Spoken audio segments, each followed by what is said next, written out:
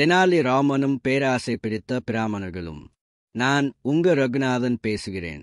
நான் இன்றைக்கு தெனாலி ராமனும் பேராசை பிடித்த பிராமணர்களும் கதை சொல்லப் போறேன். இந்த கதை பிடித்து இருந்தால் ரகுநாதன் சீனிவாசன் சேனலை லைக் பண்ணுங்க, ஷேர் செய்யுங்க, லைக் பட்டனை அழுத்துங்கள். பிடித்து இருந்தால் சேனலை சப்ஸ்கிரைப் செய்யுங்கள். வாங்க கதைக்குள்ள போகலாம். கிருஷ்ணதேவராயர் அரண்மனையில் பெரிய பரிசு வழங்கப் போகிறார் என்கிற அறிவிப்பு வெளியிடப்படுகிறது. அரசர், யார் மிகவும் உண்மையுள்ளவர் அவருக்கு 100 பொன் நாணயங்கள் பரிசு என அறிவிக்கிறார். இந்த பரிசை நாம் தான் வாங்கணும். அரசருக்கே நன்றியுடன் வாழ்த்துப்பட வேண்டும்.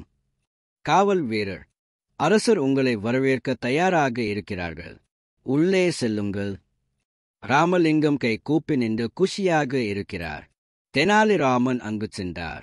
அவருக்கு ஒரு யோசனை தோன்றுகிறது. குழந்தைகள் ஆர்வத்துடன் உள்ளே பார்க்கிறார்கள். பின்னணியில் அரண்மனை வாசல். காவல் வீரர் தாக்கத்துடன் கம்பீரமாக நிற்கிறார். மற்ற பிராமணர்கள் பின்னணியில் வரிசையில் நிற்கின்றனர்.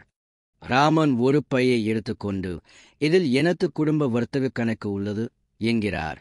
பேராசை பிடித்த பிராமணர்கள் பையை திருட முயற்சி செய்கிறார்கள்.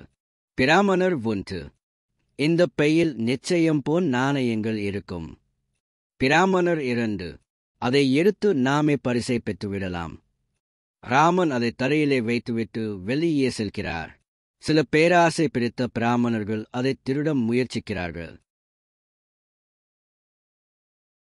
அரசரின் பாராட்டு.